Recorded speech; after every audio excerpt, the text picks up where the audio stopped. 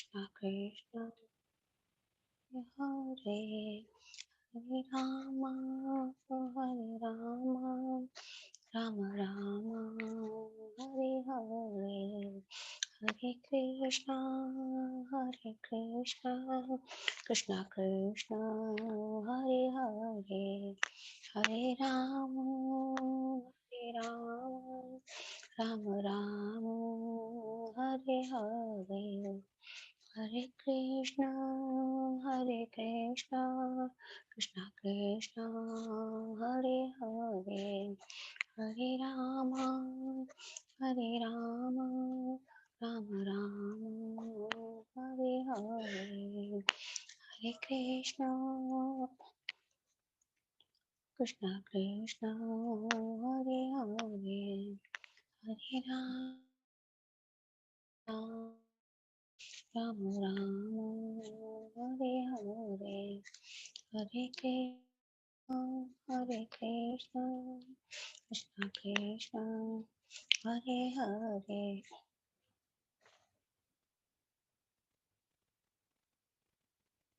माता जी स्टार्ट करते हैं। हरे कृष्णा माता जी। Yes start. सभी भक्तजनों को हरे कृष्णा। भागवत श्रीमद् भागवत पुराण के इस सेशन में आप सभी का स्वागत है। ओम नमो भगवते वासुदेवाय। ओम नमो भगवते वासुदेवाय। ओम नमो भगवते वासुदेवाय। नारायणं नमस्कृत्यं नरं चैवं नरोत्तमं देवीं सरस्वती व्यासं ततो जयमुदीरयेत्। नष्टप्रायेषु भद्रेषु नित्यं भागवत सेवया भगवते उत्तम श्लोके भक्तिर्भक्ति नैष्ठिकी। ओम अज्ञानतिमिरान्धस्य ज्ञानाञ्जनशलाकया चक्षुरुन्मिलितं येन तस्मै श्रीगुरुवे नमः। श्रीचैतन्यमनोभीष्टं स्थापितं येन भूतले स्वयं रूपा कदा मह्यं ददाति स्वपदान्तिकम्। वन्दे अहं श्रीगुरो श्रीयुतपदकमलं श्रीगुरून् वैष्णवांश्च श्रीरूपं सागरजातं सहगण रघुनाथान्वितं तं सञ्जीवं साद्वैतं सावधूतं परिजन सहितं कृष्ण चैतन्य देवं श्रीराधा कृष्ण पादान् सहगण ललिता श्री विशाखान्वितांश्च। हे कृष्ण करुणा सिंधु दीनबंधु जगतपते गोपेश गोपिका कांत राधा कांत नमस्तुते। तप्त कांचन गौरांगी राधे वृंदावनेश्वरी वृषभानुसुते देवी प्रणमामि हरिप्रिया।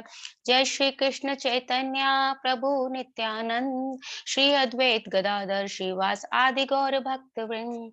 हरे कृष्ण कृष्ण कृष्ण हरे हरे हरे राम राम राम हरे हरे। हरे कृष्णा सभी को। आप सभी का श्रीमद् भागवत पुराण के इस सेशन में स्वागत है। आज हम थर्ड कैंटो के फर्स्ट चैप्टर के लास्ट 2 श्लोक 44-45 करेंगे। तो ये जो चैप्टर हमने किया इसमें हमने ये देखा कि महात्मा विदुर जो हैं वो मैत्रेय ऋषि जो से कुछ प्रश्न पूछ रहे हैं और वो उनको उनके उत्तर दे रहे हैं। जो विदुर हैं वो तीर्थ यात्रा पे निकले हुए हैं और भारत भूमि के अनेक तीर्थों पे होते हुए वो सबके महत्व भगवान के बारे में भगवान के रूप गुण लीला सबके विषय में उनसे पूछ रहे हैं और वो उनके प्रश्नों के उत्तर दे रहे हैं। तो आज का श्लोक 44 हम लोग पढ़ेंगे। आप सब लोग अनम्यूट कर लीजिए और हम मेरे पीछे पीछे आप लोग भी प्लीज दोहराइए। अजस्य जन्मोत्पथनाशनाय अजस्य जन्मोत्पथनाशनाय कर्माण्य कर्तु ग्रहणाय पुंसाम् कर्माणि कर्तुग्रहणाय कर्तुग्रहणाय पुंसाम् नन्वन्यथा को हर्यति देहयोगम् वन्यता कर्ति देव योगम् परो गुणानुमृत कर्म तंत्रम् परो गुणानुमतं कर्मतन्त्रम् तंत्रम्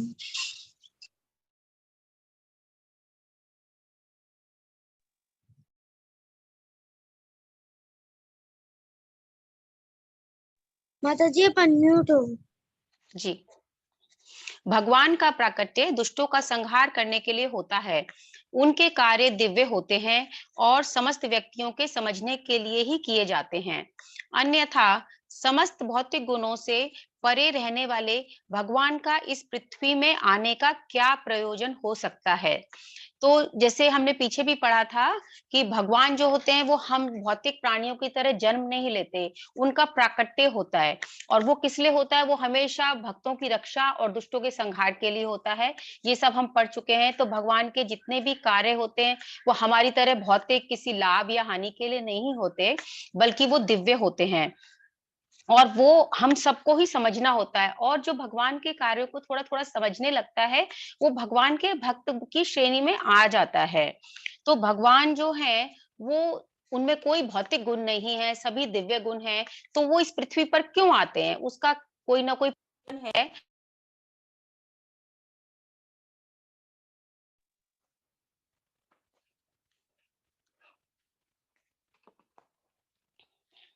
वो दिव्य ही होता है। तो इसका जो तात्पर्य है, आप में से कोई पढ़ना चाहेगा? हरे कृष्णा, तात्पर्य कोई पढ़ना चाहेगा? हरे कृष्ण माता जी, I'll read. ओके माता जी। ईश्वरं परम कृष्णं सच्चिदानंद विग्रहम। ब्रह्म संहिता 5.1। भगवान का स्वरूप नित्य आनंदमय तथा सर्वज्ञ है, अथवा उनका तका तथाकथित जन्म एक तरह से केवल प्राकट्य होता है, जिस तरह क्षितिज से सूर्य का उत्पन्न होना है। उनका जन्म जीवों जैसा प्रकृति के प्रभाव तथा विगत कर्म के फलों के बंधन के अंतर्गत नहीं होता। उनके कार्य एवं गतिविधियां स्वतंत्र लीलाएं हैं और भौतिक प्रकृति के कर्म फलों के अधीन नहीं है। भगवद गीता 4.14 में कहा गया, न मा कर्माणि लिम्पन्ति न मे कर्म फले स्पृहा इति मा यो बीजानन्ति कर्म भिन्न स बध्यते। जीवों के लिए भगवान द्वारा बनाए गया कर्म का नियम स्वयं भगवान पर लागू नहीं होता, न ही वे सामान्य जीवों की तरह कर्म के द्वारा अपने को सुधारने के लिए इच्छुक रहते हैं। साधारण जीव अपने बद जीवन को सुधारने के लिए कर्म करते हैं, किंतु भगवान पहले से ही समस्त ऐश्वर्य, समस्त बल, समस्त यश, समस्त सौंदर्य, समस्त ज्ञान तथा समस्त त्याग से परिपूर्ण है। तो फिर ये सुधार के लिए इच्छा क्यों करे? कोई व्यक्ति किसी भी ऐश्वर्य में उनसे आगे नहीं जा सकता, अतएव सुधार की इच्छा उनके लिए सर्वथा निरर्थक है। मनुष्य को सदैव भगवान तथा सामान्य जीवों के कार्यकलापों में अंतर करना चाहिए, तभी वह भगवान के दिव्य पद के विषय में सही निर्णय पर पहुंच सकता है।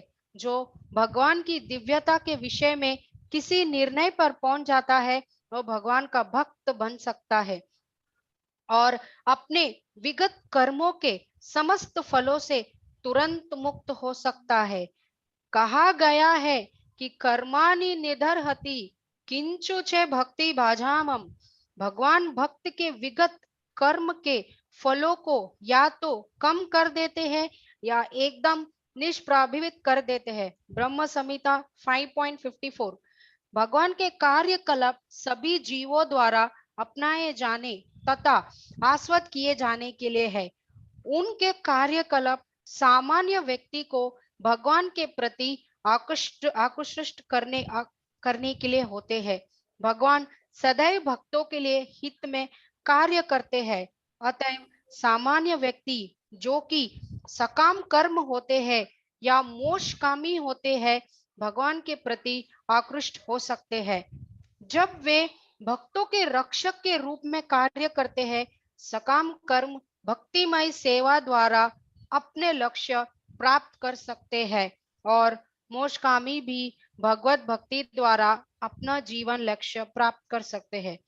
भक्तगण न तो अपने कर्म का फल चाहते हैं, न ही वे किसी प्रकार का मोक्ष चाहते हैं। वे तो भगवान के यशस्वी अतिमानव कार्य का यथा उनके द्वारा गोवर्धन पर्वत के उठाए जाने तथा बाल्यावस्था में ही पुतना राक्षसी का वध किए जाने का आस्वादन करते हैं। उनके कार्य सभी प्रकार के लोगों को, कर्मियों, ज्ञानियों तथा भक्तों को आकृष्ट करने के लिए संपन्न किए जाते हैं। चूंकि वे कर्म के समस्त नियमों से परे है, अतएव उनके लिए माया के रूप का स्वीकार करने की संभावना नहीं रहती।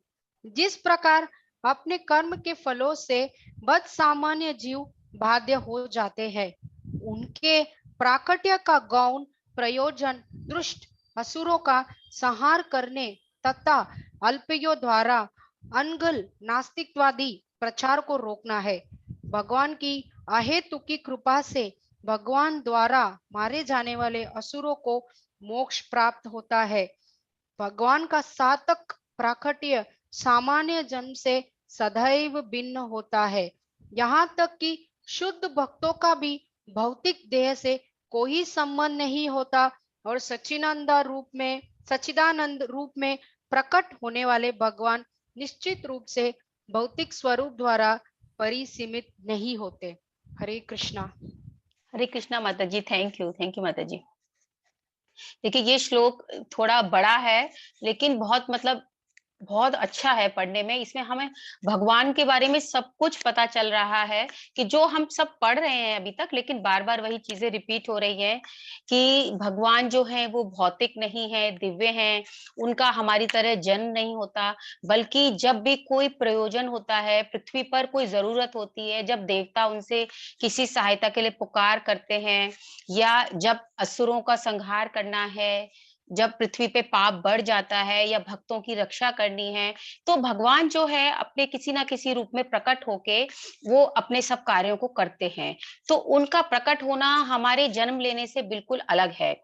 इसका कंपैरिजन जो है सूर्य से किया गया है कि जैसे सूर्य होता है वो डेली रोज हम सुबह देखते हैं, वो क्षितिज में हमें दिखाई देता है, उदय होता है और शाम को अस्त हो जाता है, छिप जाता है।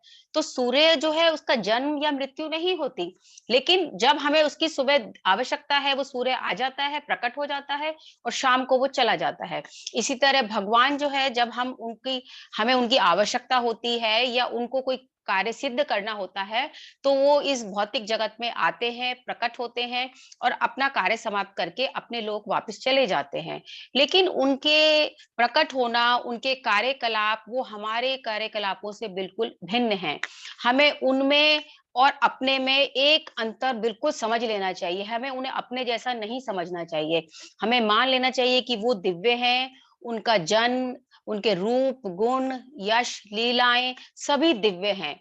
और भक्तजन जो होते हैं उनको भगवान की लीलाओं को पढ़ने में, सुनने में, देखने में रुचि होती है, उसमें उनको आनंद आता है। जिसको आनंद आता है इसका मतलब है कि उसका भगवान में कुछ प्रेम है, वो भगवान के कुछ भी उनकी दिव्यता के बारे में थोड़ा सा भी ग्रहण कर रहा है, तो तभी उसको इसमें रुचि होती है, इसमें आनंद आता है। क्योंकि जो नास्तिक लोग हैं तो वो लोग तो यही मानते हैं कि भगवान जो है वो भी भगवान कुछ नहीं है, वो तो यही कहते हैं। और मायावादी कहते हैं वो लोग कि कुछ कहते हैं भगवान हमारे जैसे ही हैं, हमारी तरह जन्म होता है, बस उनमें कुछ गुण ज्यादा होते हैं इसलिए वो थोड़े से कार्य करते हैं। लेकिन भगवान ने इतने कार्य जन्म से शुरू से किए, जैसे कि एक 7 साल का बच्चा क्या गोवर्धन पर्वत उठा सकता है? जो 7 दिनों तक उन्होंने एक छोटी उंगली पर उठाए रखा। पूतना का इतनी बड़ी राक्षसी थी जिसका उन्होंने वध किया। तो ये सब कोई भी मानव सुपर ह्यूमन जो होगा वो भी नहीं कर सकता। तो इसलिए हम उनको इस कैटेगरी में, अपनी वाली कैटेगरी में भगवान को नहीं रख सकते। भगवान जो है वो अलग है, वो दिव्य है। और इसी से इन कार्यों को हम देखें तो इनसे हमें सिद्ध होता है कि भगवान की दिव्यता है। तो ये सब चीजें इस बस श्लोक में यही सब कुछ है। और जैसे हम लोगों का जन्म होता है, हमारा जन्म क्यों होता है? भगवान का जो प्रकट होता है, प्राकट्य होता है, वो तो कोई ना कोई प्रयोजन के लिए होता है। लेकिन हमारा जन्म अपने पिछले जो कर्म फलों के बंधन है उसके कारणवश हम लोगों का जन्म होता है। और जो सुख दुख हम सब भोगते हैं वो उसके वशी भोगते हैं, और हम लोग माया के वशीभूत भी होते हैं। लेकिन भगवान जो है वो उनके कोई भी कर्म फल के बंधनों से वो बिल्कुल भी कोई उनके ऊपर असर नहीं होता। वो सब बनाते हैं लेकिन उनके ऊपर उनका कोई असर नहीं है, ना ही कोई माया उनको प्रभावित करती है। तो भगवान में और हम में जो अंतर है वो हमें समझना चाहिए, और ये अंतर जब हम समझ लेते हैं तो हम भक्त बन सकते हैं। और अगर हम भक्त बन जाते हैं, भगवान में हमारे प्रेम उत्पन्न हो जाता है, तो इसमें यही बताया गया है कि ब्रह्म संहिता 5.54 में, तो फिर हम अपने कर्म फलों के बंधन से भी थोड़ी बहुत मुक्ति भगवान हमें दे सकते हैं। और जब हम पूरी तरह भगवान के भक्त बन जाते हैं तो ये बंधन जो है, कर्म फल जो है, हमें तंग नहीं करते, ये हमें कष्ट नहीं देते, हमारा जीवन सुख में और खुश हो जाता है। भगवान जो लीलाएं होती हैं वो किस लिए होती हैं? कि हम सब उससे आनंद लें, उसका आस्वादन करें, उसको इंटरेस्ट के साथ सुने। और जब हम ये सब सुनने लगते हैं तो जो सकाम कर्मी मोक्षकामी वो सब जो होते हैं, वो भी उनका लक्ष्य जो है, वो जो होते हैं वो एक सकाम कर्मी वो होते हैं जो किसी ना किसी फल की इच्छा से कोई कर्म करते हैं। और मोक्षकामी जो होते हैं जो मोक्ष की इच्छा से कर्म करते हैं, भक्ति करते हैं। तो उनका जो लक्ष्य होता है वो भी वो प्राप्त कर लेते हैं। और भक्त जो होता है उसे ना तो कोई कर्म का फल चाहिए, ना कोई उसे मोक्ष चाहिए, उसे तो सिर्फ भगवान की भक्ति चाहिए, भगवान के चरणों में प्रेम चाहिए। तो उसको तो वैसे ही सब कुछ मिल जाता है अगर वो भक्ति में लिप्त हो जाता है। और ये कर्मी ज्ञानी भक्त, ये भगवान के जो कार्य हैं वो सभी को आकर्षित करते हैं। ये नहीं है हम ही लोग अट्रैक्ट होते हैं उनसे, जो भी है, जो भी थोड़ा सा भी किसी भी उस दिशा में जा रहे हैं, चाहे वो मायावादी हैं, चाहे वो सकाम कर्मी हैं, चाहे मोक्षकामी हैं, चाहे भक्त हैं, भगवान की लीलाएं सभी को अपनी तरफ आकर्षित करती हैं। और फिर भगवान का प्राकट्य ये हमें पता ही है, होता ही इसीलिए असुरों का संहार करने के लिए और भक्तों की रक्षा करने के लिए। तो भगवान के जन को, भगवान के अपने जैसा जन समझना, उनको समझना वो भी कर्म फलों के वशीभूत होकर आए हैं, वो सब गलत है। तो हमें उस तरह से नहीं सोचना चाहिए। आप लोगों को बिल्कुल क्लियर तो वैसे सबको ही हो गया होगा, क्योंकि बिल्कुल इजी वर्स है, इंटरेस्टिंग है काफी, इसमें काफी सारी चीजें हैं, लेकिन रेपिटेशन है पूरा जो अभी तक हम पढ़ चुके हैं भगवत गीता में और भागवतम में। तो अभी हम लोग नेक्स्ट वर्स करते हैं, श्लोक 45। कौन पढ़ना चाहेगा? हैंड रेज कर लीजिए प्लीज।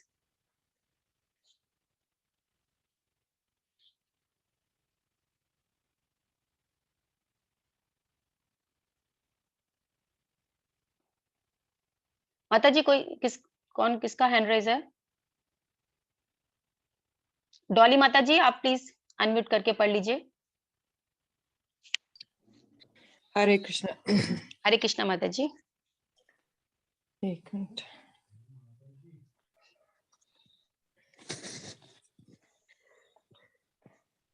तस्य प्रपन आखिलोकपाना मौ अवस्थितानां अनुशासने स्वे अर्थाय जातस्य यदुपवजस्य वार्तां सखे कीर्तये तीर्थ कीर्ते।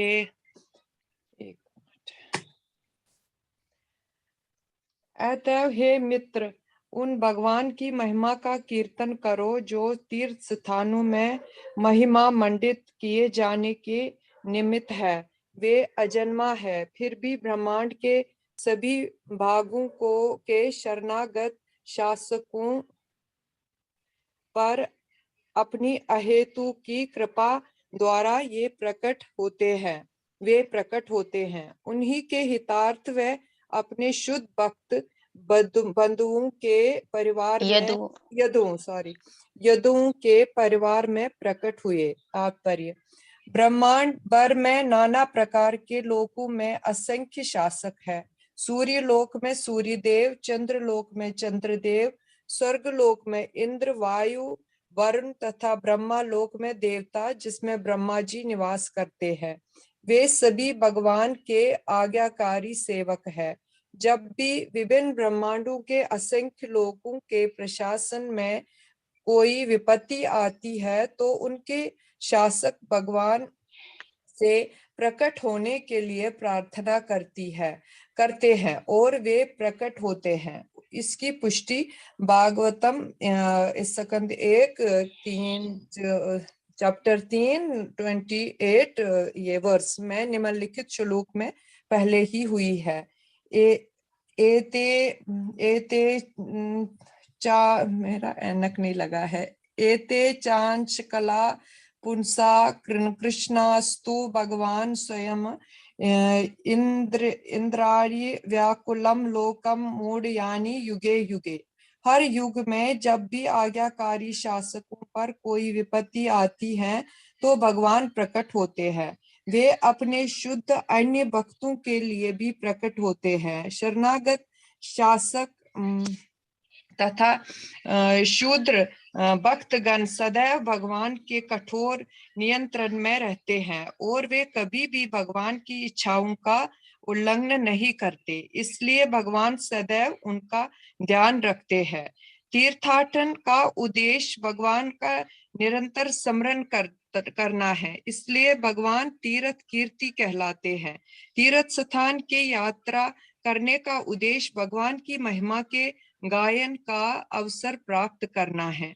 आज भी यद्यपि समय बदल चुका है, फिर भी भारत में तीर्थ यात्रा के अनेक स्थल है। उदाहरणार्थ मथुरा तथा वृंदावन में जहां हमें टहलने का अवसर प्राप्त हुआ है, लोग प्रातः काल 4 बजे से जगकर रात होने तक किसी न किसी रूप में भगवान की महिमा के गायन में लगे रहते हैं। ऐसे तीर्थ स्थान की शोभा ये है कि मनुष्य को स्वतः भगवान की पवित्र महिमा का स्मरण हो आता है।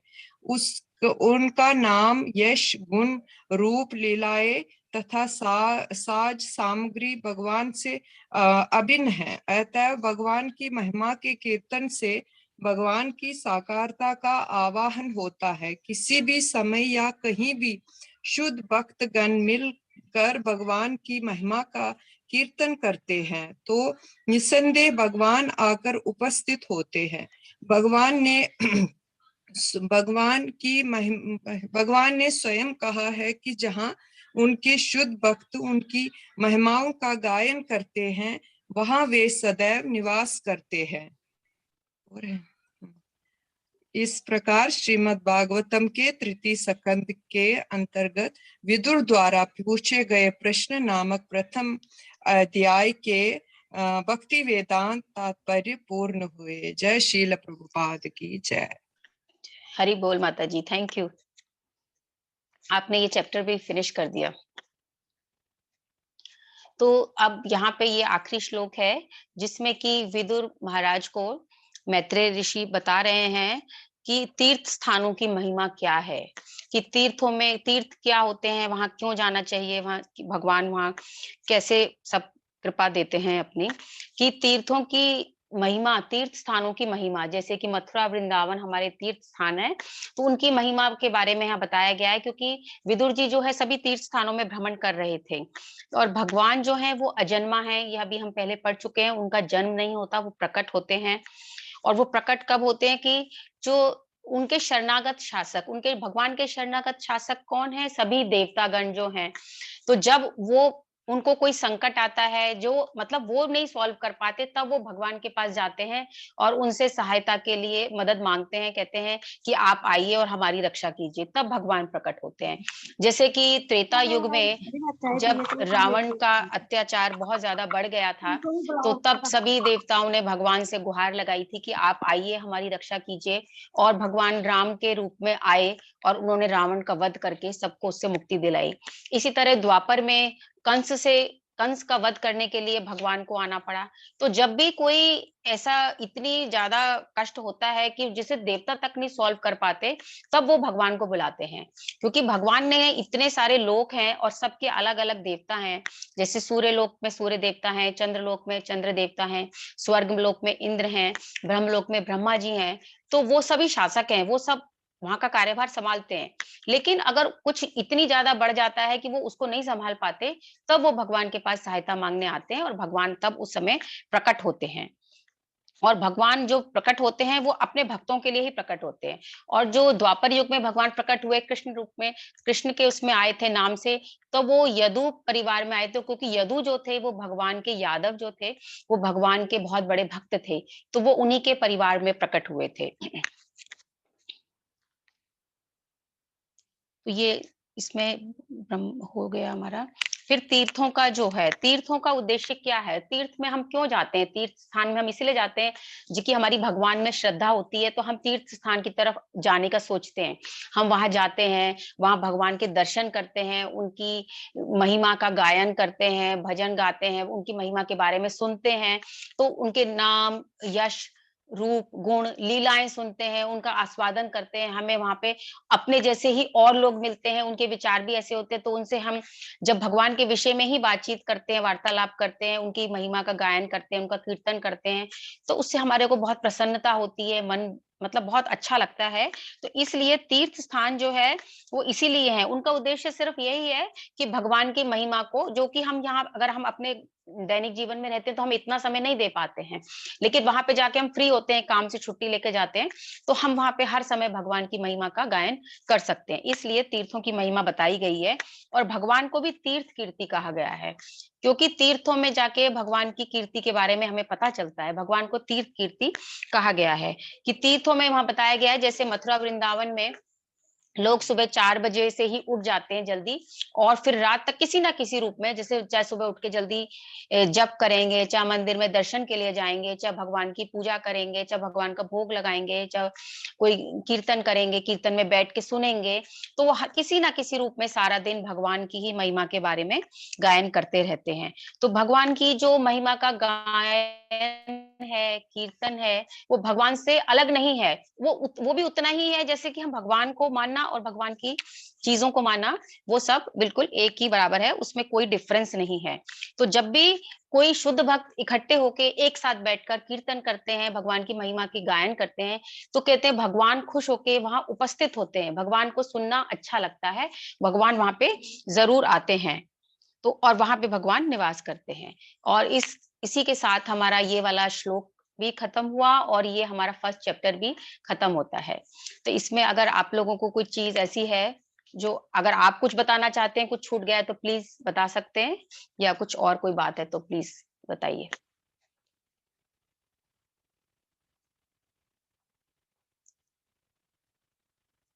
हरे कृष्णा। कोई कुछ बोलना चाहता है तो प्लीज बोल सकते हैं आप।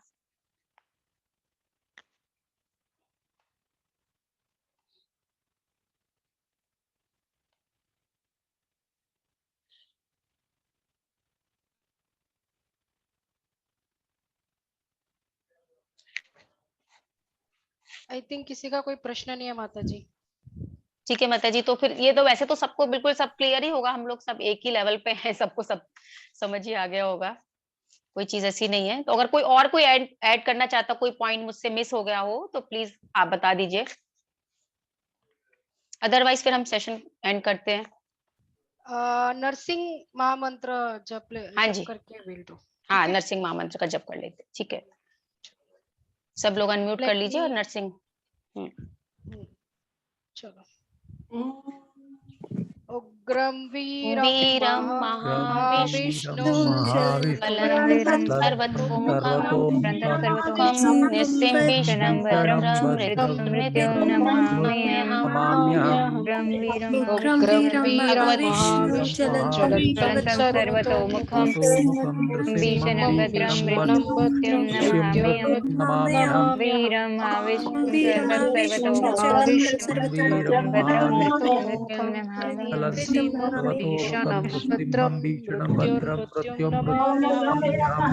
श्रीमद् भागवत पुराण की जय। ऐसी भक्ति वेदांत श्रील प्रभुपाद की जय। जय। हरे कृष्णा। हरे कृष्णा। हरे कृष्णा। जय एवरीवन।